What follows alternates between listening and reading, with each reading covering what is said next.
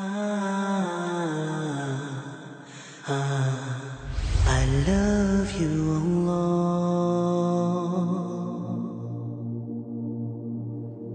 Ibrahim alayhi salam receives a command that he has to take his wife Hajar and his only newborn son Ismail alayhi salam into the middle of a desert, which we now know is Mecca.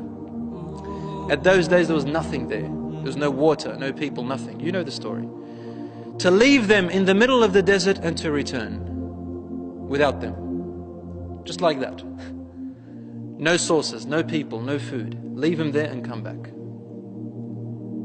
And so he went on that journey. Note, Hajar alayhi salam knew nothing about it. All she knew was that they were going on a journey and they're going to come back home. But also note, my dear sisters, how she was obedient and loyal to her husband. Trust between the husband and the wife. He is a prophet of God, and she is obeying him, putting her trust and loyalty in Allah, then her husband. So they went, and when they reached the middle of the desert, they sat down, and Ibrahim alayhi salam stood up, and he started to walk back to Palestine. And he did not ask his wife to follow. So she chased after him. Ya Ibrahim, إِلَى مَنْ تَتْرُكَنَا? Who are you leaving us to? There's no one with us. What are you doing? And Ibrahim alayhi salam would not reply to her. Why?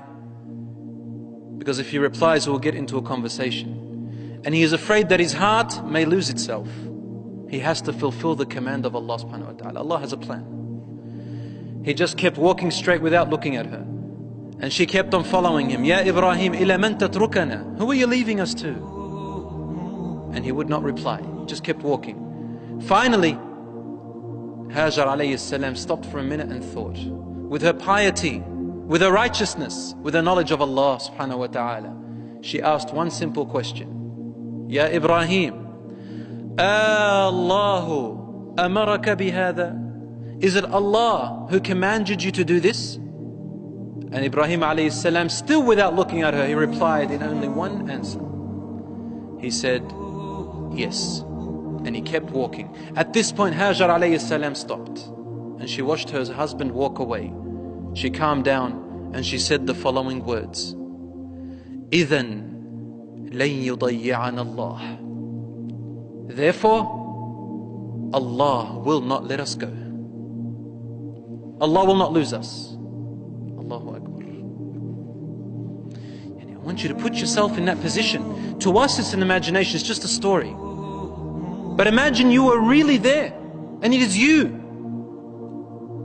the woman who her husband is commanded to leave her right there, in the middle of nowhere. In the middle of nowhere. There are obviously many men who can't even do what Hajar alayhi salam did. Which man can do that? We are talking about women. Which man can do that? She had the power of 100 men at that time, at heart. She said, إِذَنْ لَنْ يُضَيِّعَنَ اللَّهِ. Allah will not lose us. Such reliance upon Allah subhanahu wa ta'ala. Why would she not be one of those of paradise? This is a perfect example of her. إِذَنْ لَنْ يُضَيِّعَنَ اللَّهِ. Allah will not lose us.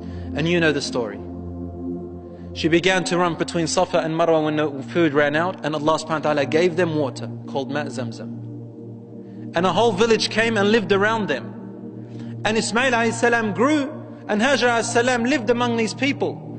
And Allah subhanahu wa ta'ala willed it for them not only to be looked after, but to also grow a whole city, a new tribe, which never existed before. And it lasted out of her honor. Allah subhanahu wa ta'ala honored her in the Quran and honored her till today. Millions of Muslims around the world go, men and women, to carry out the ritual of a woman. One woman. What do? We actually hurry between Safa and Marwa. What is it? It's walking and hurrying between Safa and Marwa. Why?